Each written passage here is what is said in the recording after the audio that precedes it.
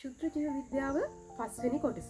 දැන් මේ දක්වා අපි ශුද්‍ර ජීව විද්‍යාවේ වීඩියෝස් 4ක් කතා කරා. මුලින්ම ශුද්‍ර ජීව විද්‍යාව හැඳින්වීම. ඊළඟට ශුද්‍ර ජීවීන් ආකාර මොනවද? ඊළඟට තුන්වෙනි වීඩියෝ එකේ කතා කරා ජීවාණුහරණ ශිල්ප ක්‍රම මොනවද කියලා. ඊළඟට හතරවෙනි වීඩියෝ එකේදී අපි කතා කරා ශුද්‍ර ජීව විද්‍යාව පාඩමට ඔබට අදාළ සියලුම ප්‍රායෝගික පරීක්ෂණ. ඒ කියන්නේ ප්‍රායෝගික පරීක්ෂණ 4ක් තියෙනවා. ඒ ප්‍රායෝගික පරීක්ෂණ 4 සම්පූර්ණයෙන් අපි සාකච්ඡා කරා හතරවෙනි වීඩියෝ එකේදී. එහෙනම් අපි මේ පස්වෙනි වීඩියෝ එකේදී කතා කරන්නේ මොකද්ද? ශුද්‍ර ජීව විද්‍යාවේදී ඔබට ඉගෙන ගන්න තියෙන රෝගාබාධ, ශුද්‍ර ජීවීන් හා සම්බන්ධ රෝගාබාධ පිළිබඳව තමයි මේ කොටසෙන් සාකච්ඡා කරන්නේ. ඉතින් මේක ෂෝට් නෝට් එකක් නෙමෙයි, සම්පූර්ණ සටහනක් මෙතන දැක්වෙනවා. ඉතින් ඔබේ හඳුනා ගැනීම පහසු පිණිස මම පොයින්ට්ස් විදිහට වගුගත කරලා විවිධ රූප සටහන් යොදලා ඉදිරිපත් කරාට මේක සම්පූර්ණ සටහනක්. ඒ නිසා ඔබ ලියා ගන්න, සටහන් කරගන්න විභාගයේ තිබුට බොහෝ වැදගත්. එහෙනම් අපි සලකලා බලමු ශුද්‍ර ජීවී රෝග මොනවද කියලා මේ වීඩියෝ එකේදී. එතකොට ඔබ විෂය නිර්දේශයට අදාළ ශුද්‍ර ජීවී රෝග සහ ශුද්‍ර ජීවීන් මගින් ඇති කරන ආසාදක රෝග සහ ඒවා පාලනය කරන ක්‍රම පිළිබඳව අපි සලකලා බලමු. එතකොට මේක සම්පූර්ණ සටහනක් නිසා මම නැවත මතක් කරනවා ඔබට. මේක ෂෝට් නෝට් එකක් නෙමෙයි, සම්පූර්ණ සටහනක්. ඒ නිසා ලියාගෙන පාඩම් කරගන්න විභාගයේදී වැදගත් වේවි. එතකොට බිලිඳක උපතත් සමග තමයි මුලින්ම ශුද්ධ ජීවී ගණාවාසීකරණය ආරම්භ වෙන්නේ. කියන්නේ උපත ලබන්න කලින් බිලිඳකුගේ දේහයේ මත, කියන්නේ දේහ පෘෂ්ඨ මත ශුද්ධ ජීවීන් වාසය කරන්නේ ශුද්ධ ජීවීන්ගෙන් තොරයි. නමුත් උපතත් සමග බිහිවීමේදී මොකද වෙන්නේ? මවගේ යෝනි මාර්ගයේ වාසය කරන ලැක්ටෝබැසිලයි ආකාරයේ බැක්ටීරියා මගින් මේ බිලිඳාගේ ගණාවාසීකරණය ආරම්භ වෙනවා දේහ පෘෂ්ඨ මත. එතකොට ලැක්ටෝබැසිලයි ලදරුවාගේ ආහාර මාර්ගයේ අන්ත්‍රය තුල ගණාවාසීකරණය ආරම්භ වෙනවා මේ උපතත් සමග.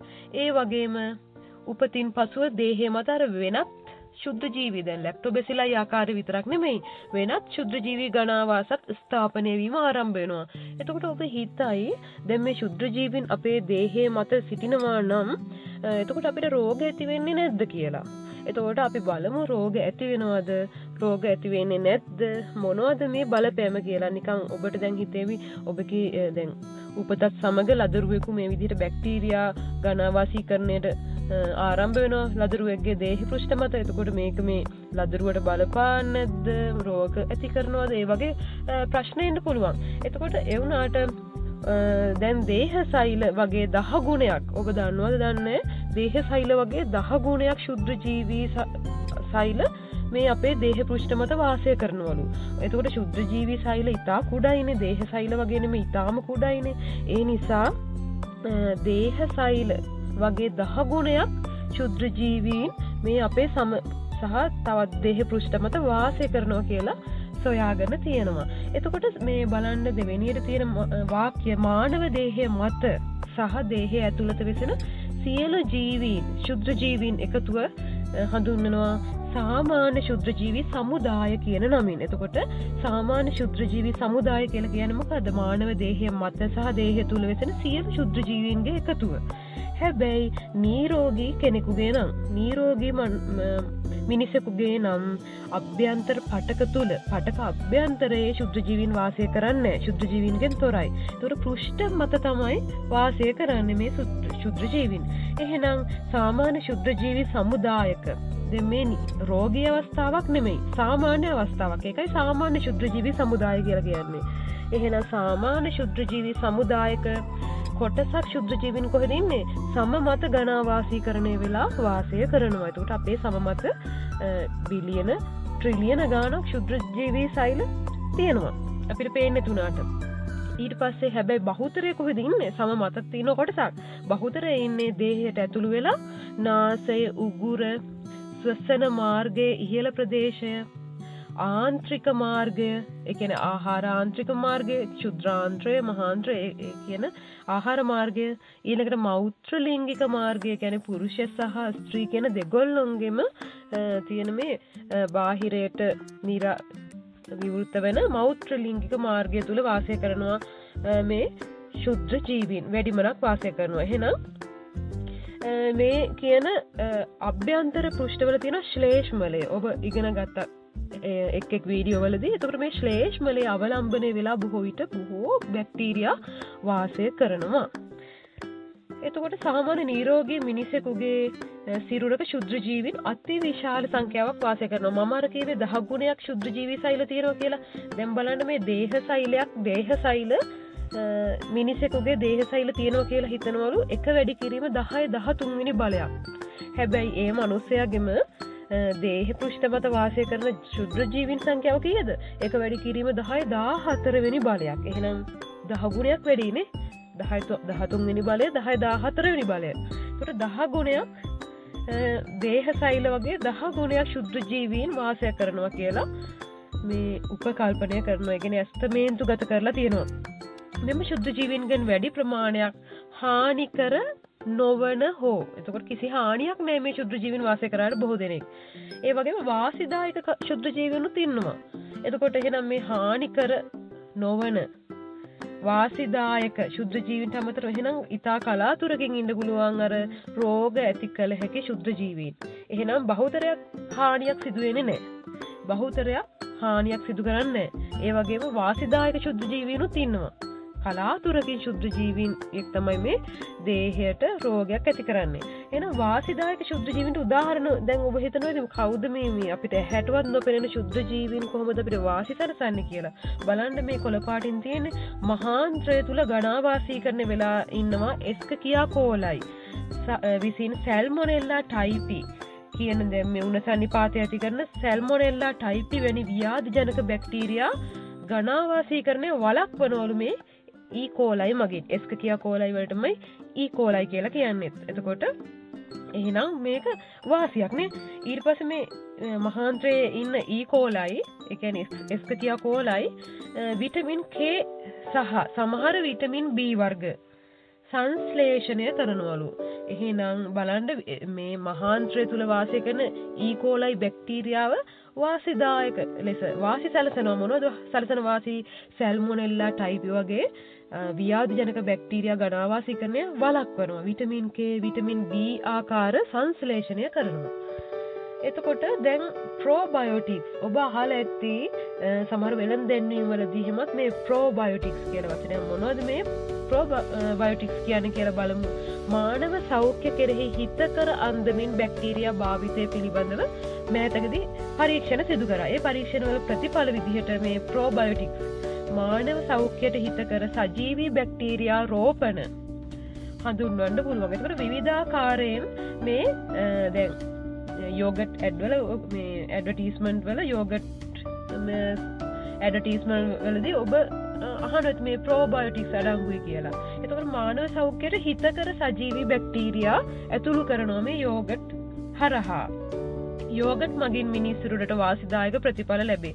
යෝගට් පරිභෝජනය මගින් ලැක්ටික් අම්ල බැක්ටීරියා ආහාර මාර්ගයට ඇතුළු වෙනවා. එතකොට ලැක්ටික් අම්ල බැක්ටීරියා රෝපණය මෙතන ප්‍රෝබයෝටික් එකක් විදිහට ක්‍රියා කරනවා. ප්‍රෝබයෝටික් එකක් විදිහට ක්‍රියා කරලා ඔවුන් විසින් සැල්මොනෙල්ලා එන්ටරිකා ව්‍යාධි ජනකයා මගින් නැති කරන පාචන තත්ත්වය මෙන්ම සාන්ද්‍රගත වීම වළක්වන බව සොයාගෙන තියෙනවා. එහෙනම් සැල්මොනෙල්ලා එන්ටරිකා කියන ව්‍යාධි ජනකයා විසින් නැති කරන පාචනය සහ එම ව්‍යාධි ජනකයා ගණාවාසීකරණය සාන්ද්‍රණය වීම වළක්වනවා මොනවා මගින්ද?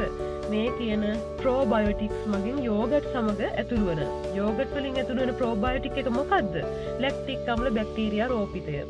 එහෙනම් දැන් මේ ප්‍රෝබයෝටික්ස් වලට දැන් මේ ලැක්ටික් අම්ල බැක්ටීරියා විතරක් නෙමෙයි එක එක ආකාරයේ ප්‍රෝබයෝටික්ස් තියෙන්න පුළුවන්. එතකොට ඒ කියන්නේ මේ මානව සෞඛ්‍යයට හිතකර සජීවී බැක්ටීරියා ගහණයකට කියනවා ප්‍රෝබයෝටික්ස් කියලා. ඒ කියන්නේ කෘත්‍රිමව සිරුරට ලබා දෙන.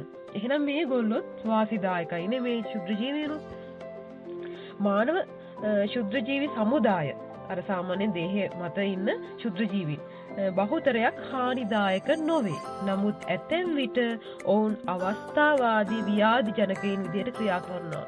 බලන්න අවස්ථාවාදී මිනිස්සුත් ඉන්නවා අපි අතර නේද? එතකොට සමහර ලාවට හොඳින් අපිත් එක්ක පළතුරු ප්‍රයෝජන අරගෙන සහයෝගයෙන් ඉන්නවා වගේ පෙන්නනවා. හැබැයි අවස්ථාවක් ආපුහම අපිට මොනවා හරි අහිතකර දෙයක් කරනවා. ආන්ගේ විදිහ කට්ටියක් තමයි මේ ව්‍යාධි ජනක බැක්ටීරියා මේ ව්‍යාධි ජනක ශුද්ධ ජීවීන් කියලා කියන්නේ. එතකොට මේගොල්ලෝ සාමාන්‍යයෙන් අපේ අර ශුද්ධ ජීවී සමුදාය තුළ වාසය කරනවා. හැබැයි අවස්ථාවාදී ව්‍යාධි ජනකයින් ලෙස හැසිරෙනවා සමහර වෙලාවට. ඇතැම් තත්ත්ව යටතේ මිනිස් දේහය සමග ඇති අන්තර්ක්‍රියා වෙනස් කර ගනිමින් ආසාදක තත්ත්ව ඇති කරන ශුද්ධ ජීවීන්ට කියනවා අවස්ථාවාදී ව්‍යාධි ජනකයින් කියලා. එතකොට මිනිස් හැම මත කිසිම හානියක් සිදු නොකර වාසය කරා කලින්. හැබැයි අවස්ථාවාදී විදිහට ඔන්න අන්තර්ක්‍රියාව වෙනස් කරලා ඔන්න මිනිසාට කිසියම් රෝගයක් ඇති කරනවා. බලන්න ඒ වගේ කටියට උදාහරණ මහා අන්ත්‍රය තුල පවතින තාක්කල් අර එස්කකියා කෝලයි ඊ කෝලයි හානිදායක නොවේ. එයා වාසිත් සැලසුවා නේද? අපි දැන් කතා කරේ. හැබැයි බැරි වෙලාවත් ඊ කෝලයි දේහ කොටස් වලට ඇතුළු වුණොත් අනිකුත් දේහ කොටස් වලට ඇතුළු වුණොත් රෝග ඇති කරනවා. මුත්‍රාශය මුත්‍රා මාර්ගය ආසාදනය කරනවා. පෙනහළු තුලට ඇතුළු වුණොත් පුප්පුෂීය ආසාදනය සිදු කරනවා. පෙනහළු පාටක ආසාදනය කරනවා. ඒ හින්දා බලන්න ඒ අවස්ථාවාදී ව්‍යාධි ජනකෙක් විදිහට සමහර ශුද්ධ ජීවීන් ක්‍රියා කරනවා. දැන් අපිට හම්බ වෙනවා වචන කීපයක් පැතජන් නැත්නම් ව්‍යාධි ජනකයා කියලා. ව්‍යාධි ජනකයෙක් කියලා කියන්නේ රෝගයක් හට ගැනීමට හැකියාව ඇති ශුද්ධ ජීවියෙකු හෝ ජීවී නොවන ආකාරයක්. ඒ කියන්නේ වෛරස ප්‍රියෝන කියන්නේ ජීවී නොවන ආකාරනේ. එහෙනම් රෝගයක් හට ගැනීමට හැකියාව ඇති ශුද්ධ ජීවියෙකු හෝ ජීවී නොවන ආකාරයකට වෛරස ප්‍රියෝන වගේ ජීවී නොවන ආකාරයකට කියනවා ව්‍යාධි ජනකයෙක් කියලා. එහෙනම් ව්‍යාධි ජනකයෙක් විදිහට ශුද්ධ ජීවියෙක් ක්‍රියා කරන්නත් පුළුවන්. ප්‍රියෝන වෛරස වගේ අජීවී සංඝටකයක් අජීවී ආකාරයක් ක්‍රියා කරන්නත් පුළුවන්. හොස්ට් නැත්නම් ධාරකයා. ධාරකයා කියලා කියන්නේ ආසාදිත ව්‍යාධි ජනකයා හට තම දේහය මත හෝ දේහය තුල ජීවත් වීමට සහ ගුණනය වීමට පහසුකම් සලසන ජීවියා ධාරකයා කියලා හඳුන්වනවා. දැන් හිතන්න අපිට වෛරසයක් ආසාදනය වුණා. එතකොට අපිට ආසාදක රෝගයක් ඇති වුණා. එතකොට අපි තමයි ධාරකයා. වෛරසය තමයි ව්‍යාධි ජනකයා. ඔන්න එහෙනම් ව්‍යාධි ජනකයා සහ ධාරකයා අතර වෙනස. ව්‍යාධි ජනකතාවය කියන්නේ මොකද්ද? පැතොජෙනිසිටි. ව්‍යාධි ජනකතාවය කියලා කියන්නේ ධාරකයාගේ ආරක්ෂක යාන්ත්‍රණ මැඩ පවත්වා ගනිමින්. දැන් අපි ප්‍රතිශක්තිය පාඩමේදී කතා කරා ආරක්ෂක යාන්ත්‍රණ කීපයක් තියෙනවා නේද? දේහය ආරක්ෂා කරගන්න මේවා මැඩ පවත්වා ගන්නවා. ධාරක ආරක්ෂක යාන්ත්‍රණ මැඩ පවත්වා ගනිමින්. ධාරකයා තුළ රෝගයක් හට ගැනීමට ව්‍යාධි ජනකයාට ඇති හැකියාවට කියනවා ව්‍යාධි ජනකතාවය කියලා. එහෙනම් බලන්න මේ අර්ථ දැක්වීම් ටිකත් ඔබ මතක තියාගෙන යන එක ඉතාම වැදගත්. එහෙනම් පරපෝෂිතයා පැරසයිට්. පරපෝෂිතයා කියන්නේ කවුද? වෙනත් සජීවී ජීවියෙකු. ඒ කියන්නේ ධාරකයෙකු. මත හෝ දේහය තුල ජීවත් වෙමින් පෝෂක සහ අනෙකුත් සම්පත් ධාරකයාගෙන් ලබා ගන්නා ජීවියෙකු හෝ ජීවී නොවන ආකාරයක්. ඒ කියන්නේ අර වෛරස ප්‍රියෝන වගේ ජීවී නොවන ආකාරයකට කියනවා පරපෝෂිතයෙක් කියලා. එහෙනම් ව්‍යාධි ජනකයා පරපෝෂිතයා කියන වචන දෙක ළඟ ළඟ යන වචන දෙකක්. ඒකට අර්ථ දැක්වීම බොහෝ සමානයි. බලන්න. එතකොට ව්‍යාධි ජනක ශුද්ධ ජීවීන්ගේ ලක්ෂණ අපි බලමු. පළවෙනි ලක්ෂණය තමයි ධාරක දේහ තත්ත්වවලට අනුරූපව ප්‍රශස්ත වර්ධනයක් පවත්වා ගන්න පුළුවන්. ධාරක දේහ තත්ත්වයක් තමයි දේහ උෂ්ණත්වය කියලා කියන්නේ. උදාහරණයක් විදිහට දේහ උෂ්ණත්වය දේහ තත්ත්වයක්නේ. ඒතකොට දේහ උෂ්ණත්වය වැඩි වෙද්දී ඊට අනුරූප වර්ධනයකුත් දේහ උෂ්ණත්වය සාමාන්‍ය තත්ත්වයේ තියෙනකොට ඊට අනුරූප වර්ධනයකුත් ඒ විදිහට අනුරූපව වර්ධනය වෙනස් කර ගන්න පුළුවන්. ඊළඟට ධාරක ආරක්ෂක යාන්ත්‍රණ වලට විරුද්ධව ආරක්ෂා වීමට මෙන්ම ධාරක සෛල වලට ඇලී සිටීම සඳහා ව්‍යුහයන් තියෙනවා මේගොල්ලන්ට. මේ ශුද්ධ ජීවී සෛල හැබැයි ඒගොල්ලන්ට කෝෂ්ඨ හදාගන්න පුළුවන්. කෝෂ්ඨ සහ පිලයි මගින් සම්බන්ධ වෙලා තියෙනවා සෛල වලට. එතකොට කෝෂ්ඨ සහ පිලයි උපයෝගී කරගෙන ධාරක ආරක්ෂක යාන්ත්‍රණ වලින් ආරක්ෂා වෙනවා. ඊළඟට දූලක නිපදවීමේ හැකියාව තියෙනවා මේ ශුද්ධ ජීවීන්ට. විෂ දූලක නිපදවීමේ හැකියාව. දූලක ආකාර දෙකක් තියෙනවා. අන්තත් දූලක සහ බහිෂ් දූලක. ඉස්සරහට කතා කරනවා අපි. ඊළඟට ආක්‍රමණතාවය සඳහා ෆොස්ෆොලයිපේස්, ලෙසිතිනේස්, හයලුරොනිඩේස් වගේ එන්සයිම තියෙනවා. එතකොට මේ එන්සයිම මගින් මොනවද වෙන්නේ? කිසියම් ජෛව රසායනික ප්‍රතික්‍රියාවක් උත්ප්‍රේරණය කරනවානේ. එතකොට මේ කියන ව්‍යාධි ජනකයාට දාරක සෛලය ආක්‍රමණය කරන්න පහසු වෙන්න තමයි මේ එන්සයිම තියෙන්නේ. එතකොට ආක්‍රමණතාවය දාරක සෛලය ආක්‍රමණය කරන්න අවශ්‍ය එන්සයිම මේ ව්‍යාධි ජනක ශුද්‍ර ජීවියා සතුව තියෙනවා. උදාහරණ තමයි මේ අර ෆොස්ෆොලිපිඩ ජීර්ණය කරලා පටල ඒ කියන්නේ දාරක එයාගේ සෛලය තුලට ඇතුළු වෙන්න ප්ලාස්ම පටලේ ජීර්ණය කරන්න ඕනේ. ප්ලාස්ම පටලේ තියෙන ෆොස්ෆොලිපිඩ ජීර්ණය කරන්න අවශ්‍ය එන්සයිම තමයි ෆොස්ෆොලයිපේස්. ඒක තියෙනවා ශුද්‍ර ජීවියාට. ආන් ඒ වගේ මේ කියන එන්සයිම තියෙනවා. ඒ වගේම ධාරකයාගේ පරිවෘත්තීය ක්‍රියා වෙනස් කරන්නත් සමත් වෙන එන්සයිම තියෙනවා. ඒ කියන්නේ ධාරකයාගේ සෛල තුලට ඇතුළු වුණාට පස්සේ එයාගේ ධාරක සෛලයේ පරිවෘත්තීය ක්‍රියා පාලනය කරන්නේ DNA මගින්නේ. න්‍යෂ්ටිය තුල තියෙන මේ DNA වල සංයුතිය පවා වෙනස් කරන්න පුළුවන් එන්සයිම තියෙනවා මේ ව්‍යාධි ජනක ශුද්‍ර ජීවීන් සතු උදාහරණ මේ DNase කියන එන්සයිමය. එහෙනම් ඊගොඩ බලමු ප්‍රචණ්ඩතාවය කියන්නේ මොකද්ද කියලා. ව්‍යාධි ජනකයාගේ ප්‍රචණ්ඩතාවය. එතකොට ව්‍යාධි ජනකයාගේ ව්‍යාධි ජනකත්වයේ ප්‍රමාණය රෝගයක් ඇති කිරීමේ හැකියාවන ව්‍යාධි ජනකත්වය කියන්නේ. රෝගයක් ඇති කිරීමේ හැකියාවේ ප්‍රමාණයට තමයි ප්‍රචණ්ඩතාවය කියලා කියන්නේ. එතකොට බලන්න සමහර ව්‍යාධි ජනකෙන් අධික ප්‍රචණ්ඩකාරී. උදාහරණ පැපොල වෛරසය බලන්න ඉතා ඉක්මනින් ගෝවීමේ හැකියාව ආසාදනය වීමේ හැකියාව තියෙන පිරිසක් අතර. හැබැයි ඇතැම් ව්‍යාධි ජනකයින් අඩු ප්‍රචණ්ඩතාවයක් තමයි දක්වන්නේ. ඊළඟට ප්‍රචණ්ඩතා සාධක. මේකත් ඉතාම වැදගත් වෙනවා. ව්‍යාධි ජනකයා සතුව ඇති. මේක තියෙන ව්‍යාධි ජනකයා සතුව. ධාරකයා ආසාදනය කර රෝග ඇති කිරීමේ හැකියාව පවතින සුළු ජාන සංඛ්‍යාවකින් ප්‍රකාශ කරන සාධකයකට කියනවා. ඒ කියන්නේ මේක ප්‍රචණ්ඩතා සාධකය කියන්නේ ප්‍රවේණික සාධකයකට. ප්‍රවේණික සාධකයක් තීරණය වෙන්නේ ජාන මගින්නේ. මේ ප්‍රවේණික සාධක නැත්නම් ප්‍රචණ්ඩතා සාධකයට බලපානවා සුළු ජාන සංඛ්‍යාවක්. මේ සුළු ජාන සංඛ්‍යාව කාගේ න්‍යෂ්ටියද තියෙන්නේ? ව්‍යාධි ජනකයා සතුව එයාගේ ගෙනෝමේ තමයි තියෙන්නේ. එහෙනම් ප්‍රචණ්ඩතා සාධක කියලා හඳුන්වනවා. එහෙනම් දැන් බලන්න ප්‍රචණ්ඩතා සාධක ධාරකයා සහ ව්‍යාධි ජනකයා අතර ඇති සම්බන්ධතාවය ගතිකයි. ඒ කියන්නේ වෙනස් වෙන සුළුයි. හරිද? එතකොට දැන් මේ රෝගයක් ඇති කරන ව්‍යාධි ජනකයා ධාරකයාට ඇතුළු වෙනවා. එතකොට ධාරකයා විසින් ව්‍යාධි ජනකයාට හානි කරනවා. සමාන ව්‍යාධි ජනකයා විසින් ධාරකයාට හානි කරනවා. ඒ වගේම ධාරකයාත් මොකද නිකන් ඉන්නේ. ධාරකයාත් ආරක්ෂක යාන්ත්‍රණ ක්‍රියාත්මක කරලා ව්‍යාධි ජනකයාව විනාශ කරන්න තමයි බලන්නේ. ඒතකොට මේක අවස්ථාව අනුව වෙනස් වෙනවා මේ හැකියාවල් මේ දෙදෙනාගේ. ඒකයි ගතිකයි කියලා කියන්නේ වෙනස් වෙනවා කියලා. එක් එක් අනිකාගේ ක්‍රියාකාරීත්වය සහ කෘත්‍යයන් වෙනස් කරනවා. එතකොට එක් එක් අනිකාගේ ක්‍රියාවන්ට බලපානවා. ධාරකයා සහ ව්‍යාධි ජනකයා අතර මෙවැනි සම්බන්ධතාවයක අන්තඵලය අවසාන ප්‍රතිඵලය ව්‍යාධි ජනකයාගේ ප්‍රචණ්ඩතාවය සහ ධාරක ආරක්ෂක යාන්ත්‍රණවල කාර්යක්ෂමතාව මත රඳා පවතිනවා. ව්‍යාධි ජනකයාගේ ප්‍රචණ්ඩතාවය වැඩි නම් ධාරක ආරක්ෂක යාන්ත්‍රණවලට වඩා අභිබවා යනවා ප්‍රචණ්ඩතාවය රෝගය ඇති වෙනවා. හැබැයි ව්‍යාධි ජනකයාගේ ප්‍රචණ්ඩතාවය ටිකක් අඩුයි. ඊට වඩා ධාරක ආරක්ෂක යාන්ත්‍රණ ප්‍රබලයි. එහෙම වුණොත් ව්‍යාධි ජනකයා පරදිනවා. එතකොට රෝගය යටපත් වෙනවා. යටපත් කරගන්නවා. ඔන්න ඔය විදිහට ඒගොල්ලන්ගේ කාර්යක්ෂමතාව මත රඳාපවතින. බලන්න මේ එක වාක්‍යයකින් මොන තරම් අදහසක් තියෙනවද කියලා මේ වාක්‍ය තුල.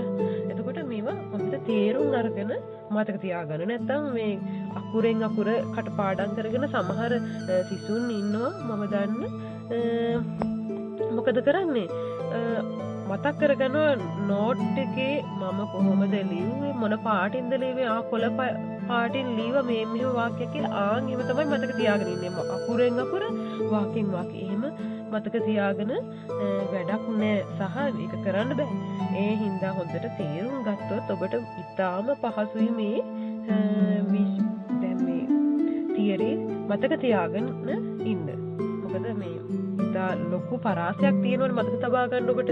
ඉතින් ඒක කටපාඩමින් තියාගන්න අමාරුයි. එහෙනම් හොඳින් තේරුම් ගත්තොත් ඔබට ලේසි මතක තියාගන්න.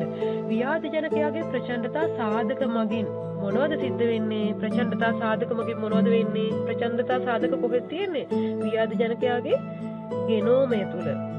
ඒ කියන්නේ DNA RNA සහිත ඒ කියන්නේ යෂ්ටිය තුල තෙම්පතුර ජාන සුළු සංඛ්‍යාවකට තමයි මේ සාධක කියලා කියන්නේ. ප්‍රචණ්ඩතා සාධක කියලා කියන්නේ. ඒ මගින් මොනවද වෙන්නේ?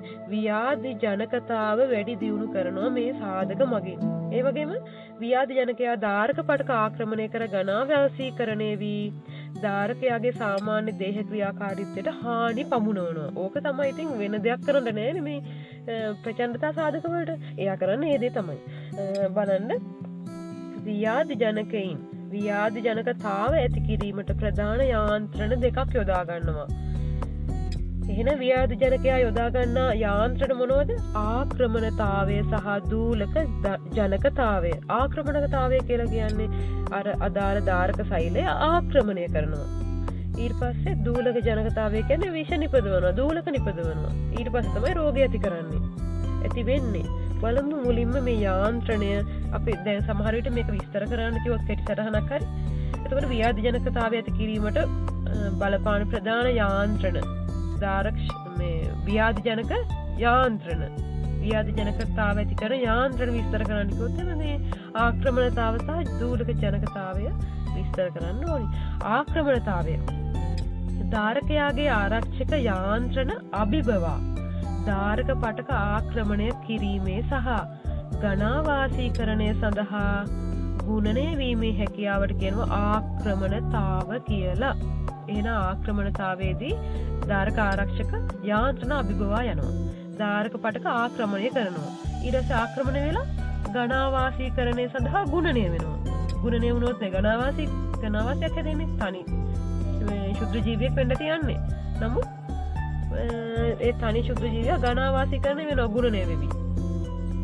මේකට තමයි කියන්නේ ආක්‍රමණතාවය කියලා. එහෙනම් කරුණු තුනක් කියන්න ඕනේ මේ ආක්‍රමණතාවයේදී. මොකද්ද? ධාරක ආරක්ෂක යාන්ත්‍රණ අභිබවා යන්න ඕනේ. ධාරක පටක ආක්‍රමණය කරන්න ඕනේ. ගණාවාසීකරණයට ගුණනය වෙන්න ඕනේ. එහෙනම් ආක්‍රමණතාවයට හේතු වන ව්‍යාධි ජනකයින් නිපදවන බහිශෛලී එන්සයිම අර ඉස්සෙල්ලා කතා කරපු නම් තුන අපි බලමු මොනවද කරන්න කියලා. ෆොස්ෆොලයිපේස් සත්ව සෛල පටල විනාශ කරනවා. මොකද ෆොස්ෆොලිපිඩ ජීරණයට මේ ෆොස්ෆොලයිපේස් උපකාරී වෙනවා. එතකොට මේ ඒ අදාළ ධාරක සෛලය ජීරණය කරලා ඇතුළු වෙන්න ලේසි. ලෙසිතිනේස් සත්ව සෛල පටලයේ තියෙන ලිපිඩ වල ලෙසිතීන් කියන සංරචකය ජල විච්ඡේදනය කරලා බිඳ දමනවා. හයලුරොනිඩේස් මගින් මොකද වෙන්නේ? සෛල සම්බන්ධ කරන බදාම ද්‍රව්‍යයක් විදිහට ඒ කියන්නේ සත්ත්ව සෛල අතර ඒ කියන්නේ දේහ පටක නිර්මාණයේදී සෛල අතර සෛල එකිනෙකින් සම්බන්ධ කරන බදාම ද්‍රව්‍යයක් වගේ විදිහට හයලුරොනික් අම්ලය තියෙනවා. මේ හයලුරොනික් අම්ලය බිඳ දමනවා මේ හයලුරොනිඩේස් කියන අර ආක්‍රමණශීලී ව්‍යාධි ජනක ශුද්ධ ජීවියා තුළ තියෙන එන්සයිම් මගින්. ඔන්න එන්සයිම් 3. ඊළඟට දූලක ජනනතාවය. දූලක නිපදවනවා. ධාරකයා කෙරෙහි විශේෂිත හානියක් සිදු කරන. ඔන්න එක පොයින්ට් එක. ධාරකයාට විශේෂ හානියක් සිදු කරනවා. සෛලවල සාමාන්‍ය ක්‍රියාකාරීත්වයට බාධා පමුණුවන දූලක හෙවත් ජෛව විෂ ලෙස හඳුන්වනවා. ඔන්න දූලක වලටමයි කියන්නේ ජෛව විෂ කියලා. ප්‍රෝටීන හෝ ලිපෝපොලිසැකරයිඩ් වලින් සමන්විත. එහෙනම් දූලක ප්‍රෝටීනයක්. දූලක ලිපෝපොලිසැකරයිඩයක් වෙන්න පුළුවන්. ජෛව රසායනික ද්‍රව්‍ය නිපදවීමට ඇති හැකියාව තමයි දූලක ජනනතාවය කියලා කියන්නේ. එහෙනම් මේක අර බොහෝ දෙනෙක් මට කතා කරලා කිව්වා වගේ මේක මේ ෂෝට් නෝට් එකක් නෙමෙයි. මේ කිසිම වීඩියෝ එකකින් මම ඔබට දෙන්නේ හොඳ ෆුල් නෝට් එකක් දෙන්නේ. ඒ හින්දා මේ පොලයක් අරගෙන ලියාගෙන බලන්න. මේක මේ ඔබට හඳුනා ගන්න පහසුවට ස්ලයිඩ්ස් වලට වෙන් කරලා පොයින්ට් විදිහට පෙන්නුවට මෙතන තියෙන මේ ෆුල් නෝට් එකක් ඔබ අත්තකුරෙන් ලියන්න පටන් ගත්තොත් තේරෙයි මෙතන තියෙන කියන්නේ ෆුල් නෝට් එකක් කියලා. විශාල කොටසක් කතා වෙනවා. ඒ වගේම සම්පත්පත පරිහරණය කරලා ඒක ඔබට හඳුනා ගැනීමට පහසු වෙන විදිහට මේ හදලා පොයින්ට්ස් විදිහට දක්වන්නේ. නමුත් රචනා ප්‍රශ්න ලියද්දී ඔබ රචනා ස්වරූපයෙන් ලියනෝනේ. ඒකට දූලක ආකාර දෙකක් තියෙනවා. මොනවද? අන්තර්දූලක සහ බහිෂ් දූලක. එන්ඩොටොක්සින්ස් නැත්නම් අන්තර්දූලක ලිපෝපොලිසැකරයිඩ් තමයි මේ අන්තර්දූලක කියලා කියන්නේ. අපි කියවනේ දූලක කියන්නේ ප්‍රෝටීන හරි ලිපෝපොලිසැකරයිඩ් හරි කියලා. අන්තර්දූලක කියන්නේ ලිපෝපොලිසැකරයිඩ්. මේවා තාප ස්ථායි උන්න ටිකක් භයානකයි. මොකද තාප ස්ථායි නම් උෂ්ණත්වය වැඩි වුණා කියලා විනාශ වෙන්නේ නැහැ. අන්තර්දූලක යනු ශුද්ධ ජීවි සෛලවල කොට. ඔන්න. අන්තර්දූලක කියන්නේ සෛල කොට. ශුද්ධ ජීවීන්ගේ සෛල කොට. බැක්ටීරියා මියගොස් සෛල බිත්ති බිඳී වෙන්නු පසු මෙම දූලක නිදහස් වෙනවා. ඔන්න. දැන් බැක්ටීරියාව තමයි ව්‍යාධිජනකයා කියලා හිතන්නේ. බැක්ටීරියාව මිය ගියාට පස්සේ සෛල බිත්ති බිඳිලා වෙන වුණාම මේ දූලක නිදහස් වෙනවා. අන්තර්දූලක. ව්‍යාධිජනක විශේෂ කුමකුවද? සියලු අන්තර්දූලක එකම රෝග ලක්ෂණ පෙන්නනවලු. එහෙනම් දැන් බැක්ටීරියා විශේෂ කුමක් වුණත් අන්තර්දූලක එකම ලක්ෂණ පෙන්නන්නේ. අන්තර්දූලක ග්‍රෑම් රින බැක්ටීරියා මගින් පමණයි නිපදවන්නේ. ඔන්න. ඕනෑම ග්‍රෑම් රින බැක්ටීරියා විශේෂයක් මගින් අන්තර්දූලක නිපදවනවා. සැල්මොනෙල්ලා ටයිපි ගේ සෛල බිත්තිවල පවතින ලිපෝපොලිසැකරයිඩ් අන්තර්දූලක විදිහට ක්‍රියා කරනවා. මේ ශුද්ධ ජීව විද්‍යාවේ මේ අද තියෙන වීඩියෝ එකේ තියෙන සියලු විද්‍යාත්මක නාම සහ සාමාන්‍ය නාම මේ විද්‍යාත්මක නාම විශේෂයෙන් මතක තියාගන්න වෙනවා. ඉතින් විද්‍යාත්මක නාම ස්පෙලිං හරියට ඒතකොට විද්‍යාත්මක නාම ලියද්දී කොහොමද ලියන්නේ? දැන් මේ ටයිප් කරද්දී මම ඇලාකුරු ඉටැලික්ස් භාවිතා කරලා තියෙනවා. ලියද්දී කොහොමද පළමු ගණනාමයේ පළමු අකුර කැපිටල්ද ඉතිරි සියලු අකුරු සිම්පල්ද විශේෂ නාමයේ සියලු අකුරු සිම්පල් වලින් යොදනවා. යටින් ඉරක් අඳිනවනේ වෙන වෙනම ඉරි අඳිනවා. එතකොට ඒ විදිහටම මේ ඇල අකුරෙන් මම ලියලා තියෙන වචන විතරක් විද්‍යාත්මක නාම ලියන ක්‍රමයට ලියා ගන්න. හැබැයි සමහර වචන තියෙනවා දැන් වෛරසවල නම් අපි මේ විද්‍යාත්මක නාම නෙමෙයි ඒවා. සාමාන්‍ය නාම වෛරසවල නම් කියන්නේ. වෛරසවල නම් අපි විශේෂ නාම විදිහට ලියන්නේ නැහැ. මොකද වෛරස කියන්නේ ජීවි විශේෂයක් නෙමෙයිනේ, ජීවීන් නෙමෙයිනේ. එතකොට දැන් අන්තර්දූලක මගින් ආසාදනය වුණ ජීවි මේ මිනිසෙකුට නැත්තම් රෝගියෙකුගේ මේ වගේ රෝග ලක්ෂණ පෙන්නනවා. සීතල ගතිය, උණ, දුර්වලභාවය, සාමාන්‍ය ඇඟපත කැක්කුම්. ඒ වගේම වඩාත් උස්සන්න වුණොත් මොකද වෙන්නේ? ඇතැම් විට කම්පන සහ මරණය පවා සිදු විය හැකියි. බහිෂ්දූලක එක්සොටොක්සින් ඔන්න ඊළඟ දූලක ආකාරය. එහෙනම් බැක්ටීරියා සෛල වල වර්ධනය සහ පරිවෘත්තීය කොටස් ලෙස බහිෂ්දූලක බැක්ටීරියා සෛල තුල නිපද වෙනවා. දැන් අන්තර්දූලක කියලා කියන්නේ බැක්ටීරියා සෛලවල සෛල විත්තිය කොටස්නේ. ග්‍රෑම් රින බැක්ටීරියා විශේෂවල සෛල බිත්තිය කොටස් ලිපෝපොලිසැකරයිඩ් තමයි අන්තර්දූලක. බහිෂ්දූලක කියන්නේ බැක්ටීරියා සෛල වර්ධනයේදී සහ පරිවෘත්තයේදී නිපදවන කිසියම් ද්‍රව්‍ය කොටස්. එතකොට සෛල ජීර්ණයෙන් පසු ඒවා බාහිර පරිසරයට ශ්‍රාවය හෝ නිදහස් වීම සිද්ධ වෙනවා. බහිෂ්දූලක ඔන්න බලන්න බහිෂ්දූලක ප්‍රෝටීන, අන්තර්දූලක ලිපෝපොලිසැකරයිඩ්. බහිෂ්දූලක කියන්නේ ප්‍රෝටීන. ඒවා වැඩි ප්‍රමාණයක් එන්සයිම ලෙසද ක්‍රියා කරනවා. එහෙනම් ප්‍රෝටීන මෙන්ම එන්සයිම විදිහටත් මේ බහිෂ්දූලක ක්‍රියා කරනවා. ඒවායේ උත්ප්‍රේරක ස්වභාවය නිසා බහිෂ්දූලක ඉතා ස්වල්ප ප්‍රමාණයක් වුණත් අතිශය හානිකරයි අපේ ශරීරයට. මොකද එන්සයිමී උත්ප්‍රේරක ස්වභාවය නිසා. නමුත් මේවා තාප අස්ථායී ප්‍රෝටීන දූලක. ජලය තැම්බීමෙන් මේවා අක්‍රිය කරන්න පුළුවන් බහිෂ්දූලක. ඒකයි අර උණු කර නිවාගත් ජලය අපි පානය කරන්න ඕනේ. බහිෂ්දූලක බොහොමයක් ග්‍රෑම් ධන බැක්ටීරියා මගින් තමයි නිපද වෙන්නේ. සුළු ප්‍රමාණයක් ග්‍රෑම් රින බැක්ටීරියා මගිනුත් නිපද වෙනවා. ඒතර බහිෂ්දූලක ආකාර 3ක් තියෙනවා. මොනවද? නියුරෝටොක්සින්, එන්ටෙරොටොක්සින් and සයිටොටොක්සින්. නියුරෝටොක්සින් කියලා කියන්නේ සාමාන්‍යයෙන් ස්නායු ආවේග සන්නායනයට බාධා පමුණුවන දූලක. ක්ලොස්ට්‍රීඩියම් ටෙටනයි නිපදවන විෂ මේ නියුරෝටොක්සින් ආකාරයක්. එන්ටෙරොටොක්සින් කියලා කියන්නේ ආමාශය ආන්ත්‍රික මාර්ගයේ සෛල අසාමාන්‍ය ලෙස උත්තේජනය කරනවා. පාචන තත්ත්ව ඇති කරනවා. විබ්‍රියෝ කොලරේ විසින් නිපදවන දූලක මේ එන්ටෙරොටොක්සින් ආකාරයක්. හොඳට මේ බහිෂ්දූලක ආකාර තුන සහ උදාහරණ මතක තියාගන්න වෙනසත් එක්කලා මේක ඉතාම වැදගත්. සයිටොටොක්සින් කියලා කියන්නේ එන්සයිම මගින් පහර දී ධාරක සෛල විනාශ කරනවා. සයිටොටොක්සින් වලින් මොනවද වෙන්නේ? සෛල විෂ කියන්නේ සෛල විනාශ කරනවා. ධාරක සෛල විනාශ කරනවා. කොරිනෝබැක්ටීරියම් ඩිප්තීරියේ නිපදවන දූලක සයිටොටොක්සින් දූලක ආකාරයක්. ඔන්න එහෙනම් මේ විද්‍යාත්මක නාමත් මතක තියාගන්න වෙනවා මේ විදිහට. ශුද්‍ර ජීවීන් මගින් මිනිසාට ඇති කරන රෝග. එතකොට සම ආශ්‍රිත රෝග තමයි මොනවද? මේ පැපෝල කියන්නේ ශුද්‍ර ජීවි. දැන් මේ herpes virus නැත්නම් varicella zoster virus කියලා කියන්නේ මේ පැපෝල වෛරස් එකම තමයි. herpes virus එකම තමයි. වෛරස් එක නිසා ඇති වෙන්නේ.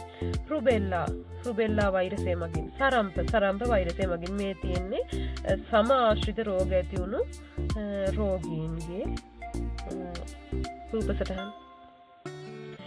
S ආශ්‍රිත රෝග අක්ෂි පටල ප්‍රදාහය ඇඩිනෝ වෛරස් නිසා හරි නැත්නම් හීමොෆිලස් ඉන්ෆ්ලුවෙන්සා කියන බැක්ටීරියාව නිසා හරි මේක වෛරසයක් සහ බැක්ටීරියාවක්. හීමොෆිලස් ඉන්ෆ්ලුවෙන්සා කියන බැක්ටීරියාව නිසා හරි ඇඩිනෝ වෛරස් නිසා හරි මේ අක්ෂි පටල ප්‍රදාහය ඇති වෙන්න පුළුවන්. ඊළඟට ස්නායු ආශ්‍රිත රෝගාබාධ තමයි බැක්ටීරියා මෙනින්ජයිටිස් කියන රෝගය ඇති කරනවා මේ කියන බැක්ටීරියා නිසා. ස්ට්‍රෙප්ටොකොකස් නියුමෝනියා, හීමොෆිලස් ඉන්ෆ්ලුවෙන්සා, නිසාරියා මෙනින්ජයිටිඩිස් කියන බැක්ටීරියා නිසා. පිට ගැස්ම කියන්නේ ස්නායු පද්ධතිය ආශ්‍රිත රෝගයක්. ඒකර බලන්න මේ දකුණු අත පැත්තේ ඉහළ තියෙන පිට ගැස්ම හැදුණු රෝගියෙක් උත්සන්න වුණ අවස්ථාවක මේ ආච් එකක් වගේ ආරුක්කුවක් වගේ නැවෙනවා මේ විදිහට. එතකොට මේ තා භයානක රෝගයක් පිට ගැස්ම ක්ලොස්ට්‍රීඩියම් ටෙටනයි නිසා තමයි ඇති වෙන්නේ. ජල බීතිකාව වෛරසයක් නිසා. රේබීස් කියන වෛරසය නිසා මේ බලන්නේ අනිත් රූපේ ඉන්නේ ජල බීතිකා රෝගියෙක්. එතකොට ඊටාම දුක්ඛදායක මරණයකට ලක් වෙනවා මේ ජල බීතිකාව රෝගය නිසා. ඒකට වෛරසයක්. මේ වෛරස් නාම නිසා තමයි මේ ඇලාකුරු විදිහට ඇලාකුරෙන් ලියන මේ ටයිප් කරලා නැත්තේ. ඒ නිසා ඔබ ඒක සාමාන්‍ය විදිහට ලියන්න. අනිත් සියලු විද්‍යාත්මක නාම ඒ ආකාරයෙන් අර යටින් ඉරි දෙකක් ඇඳලා ලියන්න. වෛරස විද්‍යාත්මක නාමයෙන් නාමකරණය කරන්න නෑනේ. ඊළඟට හර්ට් සනාල පද්ධතිය ආශ්‍රිත රෝග රූමැටික් උණ ස්ට්‍රෙප්ටොකොකස් යෝජීනස් කියන බැක්ටීරියාව නිසා ඇති කරනවා මේ රූමැටික් උණ වැළඳුණු රෝගයක්. මේ විවිධ බාහිර රෝග ලක්ෂණ පේන හැටි මේ සමේ එහෙම රූමැටික් උණ හැදෙනවා. සසන පද්ධතිය ආශ්‍රිත රෝග ෂේ රෝගය මයිකෝබැක්ටීරියම් ටර්බකියුලෝසිස් මේ TB කියලත් කියනවා. ෂය රෝගය. මේ ෂය රෝගය ඇති වුණ රෝගියෙකුගේ පෙනහළු පටක ආසාදනය වෙලා ඒ පටක විනාශ වෙලා ගිහින් තියෙන හැටි තමයි පහළ රූපේ තියෙන්නේ. ඉන්ෆ්ලුවෙන්සා වෛරසය මගින්. නියුමෝනියා ස්ට්‍රෙප්ටොකොකස් නියුමෝනියා මගින් තමයි නියුමෝනියා ඇති වෙන්නේ. දැන් බලන්න මේ නියුමෝනියා රෝගියෙක් කියලා මේ දකුණු අත පැත්තේ නම් කරලා තියෙන සාමාන්‍ය පෙනහළු ගර්තයක් උඩින් තියෙනවා. නියුමෝනියා රෝගියෙකුගේ පෙනහළු ගර්තයක් යටින් තියෙනවා. පෙනහළු ගර්තේ පිරීලා සෙම වලින් නේද? ශ්ලේෂ්මල වලින් පිරීලා. ඒකට මේ හුස්ම ගැනීමේ අපහසුතාවයෙන් ලක් වෙලා මරණයට පවා පත් වෙන්න පුළුවන් නියුමෝනියාව නිසා. ආහාර ජීර්ණ පද්ධතිය ආශ්‍රිත රෝග හෙපටයිටිස් A වෛරසය නිසා ඇති වෙනවා. ආහාර විෂ වීම. එතකොට මේ පාචන තත්ත්වය ඇති වෙන්නේ ස්ටැෆයිලොකොකස් අවුරියස් මගින්. කොලරාව විබ්‍රියෝ කොලරේ උණ සන්නිපාතය සල්මොනෙල්ලා ටයිෆි. එතකොට මේ හෙපටයිටිස් A රෝගයට ලක් වුණ රෝගියෙකුගේ මේ අර අක්මාව තමයි ආසාදනය වෙන්නේ. ඊළඟට මුත්‍රා පද්ධතිය ආශ්‍රිත රෝග ලෙප්ටොස්පයිරෝසියාව ලෙප්ටොස්පිරා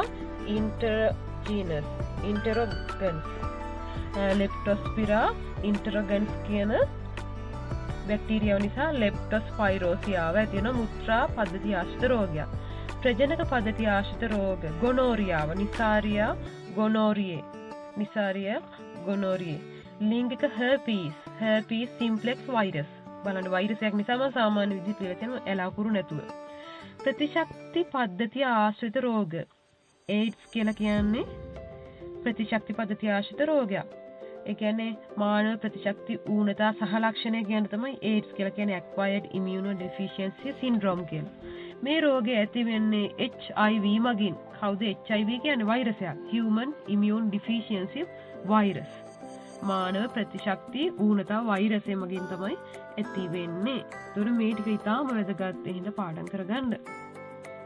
ශුද්ධජීවි රෝග මගහැර ගැනීම සහ වැළැක්වීම කියන කොටස මේ අවසානයේ අපිට තියෙනවා. ආසාදක රෝගමයි වැළකීම සඳහා සුදුසුම ක්‍රමය වන්නේ කුමක්ද? එදිනදා ජීවිතයේදී යහපත් සෞඛ්‍ය පුරුදු අනුගමනය කිරීම. මොනවද යහපත් සෞඛ්‍ය පුරුදු? දිනපතා ස්නානය කරන්න ඕනේ. එතකොට කොහේ හරි ගමනක් ගිහින් ආවට පස්සේ හොඳින් අතපය සබන් යොදා හොඳින් සෝදන්න ඕනේ. දැන් මේ දවස්වල ඔබ බොහෝ ඒ පිළිවෙත් අනුගමනය කරනවා ඇති. එතකොට ඒ වගේ දිනපතා යහපත් සෞඛ්‍ය පුරුදු අනුගමනය කරන්න ඕනේ. බේසිකලි එයාමෙන් පසු හොඳින් සබන් යොදා සෝදන්න ඕනේ. ඒ වගේ. එතකොට පානීය ජලය උණු කර නිවාගත් ජලය පානය කරන්න ඕනේ. මේ වගේ. මේ නිසා විසින් ක්ෂුද්‍රජීවි ආසාදන වලින් වැළකී සිටීම සඳහා පහත ක්‍රම අනුගමනය කරනවා. වැළකී ඉන්න මොනවද? විෂ බීජනාශක, පූතිනාශක, ව්‍යාසාදක මොනවද කියලා අපි කියන්න. පූතිනාශක, ව්‍යාසාදක භාවිතය, ප්‍රතිශක්තිකරණ එන්නත් භාවිතය. මේ වගේ දේවල් යොදාගෙන වැළකී සිටින්න. ආසාදනයට ලක් වුණාට පසුව නෙමෙයි, පෙර ආසාදනයේ වැළකී සිටින්න මේ ක්‍රම යොදා ගන්නවා.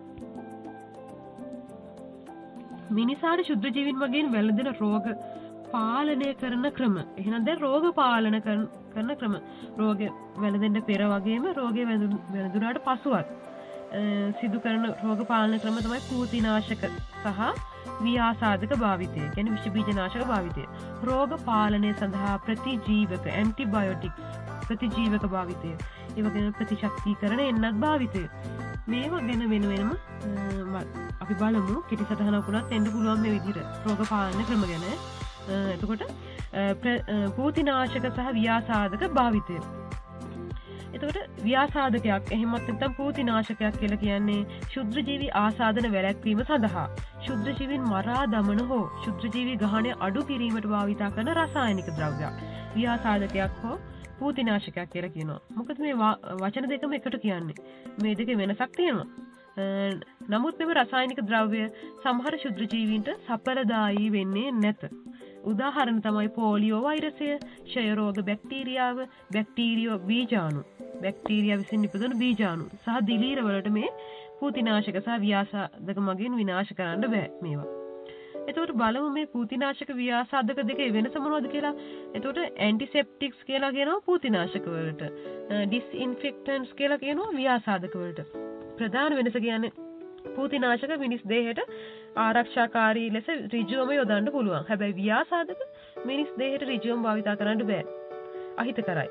එතකොට භාවිතයේදී පූතිනාශක භාවිත කරන සමවැනි ජීවී පෘෂ්ඨවල විෂ බීජ නාශනයට. ව්‍යාසාදක භාවිත කරන ශල්‍යාගාර ස්නානය සඳහා යොදා ගන්න ස්ථානද බාත්රූම් නේද? දෙවුම් බේසම්. ඒ කියන්නේ සින්ක් එක කියලා කියන්නේ බාත්රූම් එකේ තියෙන සින්ක් එක. මුරුතැන් ගේ මතු පිටවල්, හැඳි ගෑරුප්පු, ඒ වගේම කාණු වැනි අජීවී පෘෂ්ඨ. මේවා ශුද්ධ ජීවීන් පාලනය සඳහා මේ ව්‍යාසාදක භාවිත කරන මේම ස්ථානවල. උදාහරණ පූතිනාශක එතිල් මධ්‍යසාරය, අයිසෝප්‍රොපනෝල්, ක්ලෝරෝසයිලනෝල්. එතකොට මේවා පූතිනාශක. දැන් අපි හෑන්ඩ් සැනිටයිසර්ස් කියන්නේ පූතිනාශක. එතකොට ව්‍යාසාදක වලදී ෆීනෝල්, කැල්සියම් හයිපොක්ලෝරයිඩ්, සෝඩියම් හයිපොක්ලෝරයිඩ් මේවා යොදා ගන්නවා ව්‍යාසාදක විදිහට. එතකොට අර බාත්රූම් එකේදී අපි බාත්රූම් එක හොදන්න යොදාගන්න ලික්විඩ් එක කියන්නේ ව්‍යාසාදකයක්. පූතිනාශක සහ ව්‍යාසාදක සාමාන්‍යයෙන් දියර වර්ග ලෙස තමයි පවතින්නේ. වෙළඳපොලේ අපිට ගන්න තියෙනවා. ඒවායේ සඵලතාවය පහත කරුණු මත රඳා පවතිනවා. මොනවා මතද? සාන්ද්‍රණය මත රඳා පවතිනවා. ඒ වගේම විවෘත වන කාල සීමාව. දැන් සමහර ලාවට අපි දැන් හිතන කොමඩ් එක කියලා. ඒතර බාත්රූම් එකේ සෝදද්දී මේ කොමඩ් එකේ ලික්විඩ් එක දාලා ටිකක් වෙලා තියෙනවා. ඒ මොකද අර විවෘත වන කාල සීමාව වැඩි කරන්න. උෂ්ණත්වය, කාබනික ද්‍රව්‍යවල පැවතීම මේ කියන කරුණු මත සඵලතාවය රඳා පවතිනවා. ශුද්‍රජීවී රෝග පාලනය සඳහා ප්‍රතිජීවක භාවිතය. ශුද්‍රජීවී ආසාදන වලින් දේහය ආරක්ෂා කර ගැනීමට සහ රෝගයෙන් මැඩ පවත්වා ගැනීමට දේහ ආරක්ෂක යාන්ත්‍රණ සමහර ලාවට අපොහොසත් වෙනවා. ඒ කියන්නේ අපොහොසත් වුණොත් මොකද වෙන්නේ? රෝගය ඇති වෙනවනේ. එවිට ප්‍රතිශුද්‍රජීවී ඖෂධ අඩංගු රසායනික චිකිත්සා ප්‍රතිකාර ලබා දෙනවා වෛද්‍යවරුන් විසින්. එතකොට රෝගය ඇති වුණාට පසුව බලන්න ධාරක සෛලවලට හානි සිදු නොකරමින්, හැබැයි මේ රසායනික ද්‍රව්‍ය වලින් ධාරක සෛල, ඒ කියන්නේ අපේ දේහ සෛලවලට හානි වෙලා බෑනේ. ධාරක සෛලවලට හානි සිදු නොකරමින් බැක්ටීරියා මරා දැමීම හෝ වර්ධනයට බාධා පැමිණවීම මගින් බැක්ටීරියාවන්ට විරුද්ධව ක්‍රියා කරන ඵලදායී ප්‍රතිශුද්ධජීවී ද්‍රව්‍යකට කියනවා ප්‍රතිජීවකයක්, ඇන්ටිබයොටික් එකක් කියලා. ඒතකොට මේක රසායනික ද්‍රව්‍යයක්. ප්‍රතිජීවක ප්‍රධාන ආකාර දෙකක් තියෙනවා. broad spectrum antibiotics, narrow spectrum antibiotics කියලා. ඒ කියන්නේ පුළුල් පරාස ප්‍රතිජීවක සහ පටු පරාස ප්‍රතිජීවක. පුළුල් පරාසයක බැක්ටීරියා විශේෂ වලට විරුද්ධව ක්‍රියා කරනවා නම් පුළුල් පරාස ප්‍රතිජීවක කියලා කියනවා. හැබැයි කිසියම් සුවිශේෂී බැක්ටීරියා කාණ්ඩයක් මත පමණක් ක්‍රියා කරනවා නම් පටු පරාස ප්‍රතිජීවක කියලා කියනවා. ප්‍රතිජීවක වලට උදාහරණ 4ක් ඔබේ සිලබස් එකේ තියෙනවා. ඒවා තමයි penicillin, tetracycline and erythromycin, dapamycin, daptomycin, rifampicin කියලා කියන්නේ. ඒතකොට penicillin කියලා කියන්නේ බැක්ටීරියා සෛල බිත්ති සංශ්ලේෂණය නිෂේධනය කරනවා. tetracycline and erythromycin වලින් මොකද වෙන්නේ? බැක්ටීරියා ප්‍රෝටීන් සංශ්ලේෂණය නිෂේධනය වෙනවා මේ ආකාර දෙකෙන්ම. ප්‍රෝටීන් සංශ්ලේෂණයට බාධා කරනවා. එතකොට ඩැප්ටොමයිසින් වලින් වෙන්නේ බැක්ටීරියා ප්ලාස්ම පටල කඩා බිඳ දමනවා. කොහොම හරි දැන් මේ බැක්ටීරියා විනාශ කරගන්න නේ මේ හතර සහයවේ සිදු කරන කෘත්‍යනුත් ඉතාම වැදගත්. ඊළඟට රිෆැම්පින් මගින් වෙන්නේ බැක්ටීරියා DNA RNA සංශ්ලේෂණය නිෂේධනය කරනවා. ඔන්න ආකාර 4කින් තමයි බැක්ටීරියාවන්ට පහර දෙන්නේ නේද? විනාශ කරන්නේ මේ කියන ප්‍රතිජීවක මගින්. ඔන්න එහෙනම් අපි ප්‍රතිජීවක ගැනත් කතා කරා. ඊළඟට ප්‍රතිශක්තිකරණ එන්නත් මේකත් ඉතාම වැදගත්. ප්‍රතිශක්තිය ප්‍රේරණය කිරීම සඳහා භාවිතා කරන දුර්වල කරන ලද ශුද්‍රජීවීන් හරි ඉතා කුඩා ශුද්‍රජීවී කොටස් වලට හරි සහිත අවලම්බනයකට කියනවා එන්නතක් කියලා. ප්‍රතිශක්තිකරණ එන්නතක් කියලා. එහෙනම් මේකේ ඉන්නේ අර දුර්වල කරපු ශුද්‍රජීවීන් ඉන්න පුළුවන්. ඒ වගේම ශුද්‍රජීවීන්ගේ කොටස් තියෙන්නත් පුළුවන්. වෛරස් ආසාදනයක් සිදු වුණොත් මොකද වෙන්නේ? වෙනත් පාලන ක්‍රම නැහැනේ වෛරස් ආසාදන වලට. එතකොට වෙන්නේ කරන්නේ මොකද්ද? මේ එන්නත් නිතර භාවිතා කරනවා වෛරස් ආසාදනයක් සිදු වුණොත්. එන්නත් ආකාර කීපයක් තියෙනවා. එතකොට අඩපණ කරන ලද ජීවී එන්නත් එක ආකාරයක්. අක්‍රීය කරන ලද එන්නත් තවත් ආකාරයක්. උප ඒකක සබ්යුනිට් එතන උප ඒකක එන්නත් කියන්නේ තවත් ආකාරයක්. එහෙනම් එන්නත් ආකාර තුනක් තියෙනවා. හොඳට මතක තියාගන්න. මුලින්ම බලමු අපි අර පළවෙනි එන්නත් ආකාරය මොනවද? අඩපණ කරන ලද ජීවී එන්නත්. ඊට පරීක්ෂාකාරී විදිහට ව්‍යාධි ජනකතාවය පාලනය කරපු ජීවී ශුද්ධ ජීවීන් අඩංගු එන්නතකට කියනවා මේ අඩපණ කරන ලද ජීවී එන්නතක් කියලා. එහෙනම් මේකෙදි සජීවී ව්‍යාධි ජනකයා ඉන්නවා මේ එන්නත තුල. නමුත් ඒගොල්ලන් පරීක්ෂාකාරී විදිහට මේ ව්‍යාධි ජනකතාවය පාලනය කරලා තියෙනවා. මෙම එන්නත් මගින් ඇතුළු කරන ව්‍යාධි ජනකතාවය පාලනය කර ජීවී ශුද්‍ර ජීවීන් මගින් සැබෑ ආසාදනය අනුකරණය කරනවා. අනුකරණය කරන්න ගන්න. ඒකට සැබෑ ආසාදනයක් වුණොත් එහෙම දේහය මොකද කරන්නේ? ප්‍රතිශක්තිකරණ පද්ධතිය මගින් විවිධ ප්‍රතිශක්තිකරණ ප්‍රතිචාර ඇති කරනවා. මේ සැබෑ ආසාදනයක් වුණා වගේම අඩපණ කරන ජීවී එන්නත් කරන ලද ජීවී එන්නත් භාවිතයන සැබෑ ආසාදනයක් අනුකරණය කරනවා දේහය. එතකොට දේහය තුළ අර ප්‍රතිශක්තිය වර්ධනය වෙනවා. හැබැයි රෝගයක් ඇති කරන්නේ මොකද? අඩපණ කරලා සිටින නිසා. නමුත් ජීවී ශුද්‍ර ජීවියා ඉන්නවා. ධාරකයා තුළ ව්‍යාධි ජනකයා සක්‍රියව පවතින නිසා. දැන් මේ ඇතුළත් කරපු ව්‍යාධි ජනකයා සක්‍රියව ඉන්නෝනේ. ජීවී ව්‍යාධි ජනකයා ඉන්නේ සක්‍රියව ඉන්න නිසා ජීවිතාන්තය දක්වාම පවතින ප්‍රතිශක්තියක් මේ එන්නත් වලින් ලැබෙනවා. එතකොට මේ ජීවිත කාලෙම මේ ප්‍රතිශක්තිය පවතින නිසා ආයේ මේ එන්නත් ලබා දෙන්න අවශ්‍ය නැහැ. දැන් ආයේ නැවත ලබා දෙනවා නම් ප්‍රතිශක්තිය වැඩි කරන්න ඒවට කියනවා දීතික ප්‍රතිශක්තිකරණ එන්නත් කියලා. නැත්නම් බූස්ටර් ප්‍රතිශක්තිකරණ කියලා කියනවා. බූස්ටර් මාත්‍රා නැත්නම් බූස්ටර් එන්නත් ලබා දෙන්න ඕනේ නැහැ. මොකද ජීවිතාන්තයට දක්වාම මේ ප්‍රතිශක්තිය පවතිනවනේ. ඒ නිසා අඩපණ කරන ලද ජීවීන් භාවිතා කරලා පාලනය කරන රෝගවලට උදාහරණ සරම්ප, පැපොල, කම්මුල්ගාය, රුබෙල්ලා. දැන් ඔබ 4 ශ්‍රේණියේදී වගේ 3-4 ශ්‍රේණියවලදී මේ රුබෙල්ලා එන්නත් කරන්න ඇති ඔබට. 3 ශ්‍රේණියේදී වගේනේ. එතකොට බලන්න මේ රුබෙල්ලා එන්නත් කියන්නේ මොකද්ද? ශුද්ධ ජීවියා අඩපණ කරපු ශුද්ධ ජීවියා තමයි අපිට එදා ඇතුල් කරේ නේද? එන්නත මගේ. ඒ නිසා ජීවිත කාලය පුරාම ප්‍රතිශක්තිය පවතින රුබෙල්ලා රෝගයට අපේ දේහය තුල. ඊළඟට බලන්න අක්‍රීය කරන ලද එන්නත්. දෙවෙනි එන්නත් ආකාරය මොකද්ද? අක්‍රීය කරපු එන්නත්. බලමු අක්‍රීය කරන ලද හෝ මරණ ලද ව්‍යාධි ජනක ශුද්ධ ජීවීන් අඩංගු අවලම්බිතයකට කියනවා මේ අක්‍රීය කරන ලද එන්නතක් කියලා. එතකොට මේ අර කලින්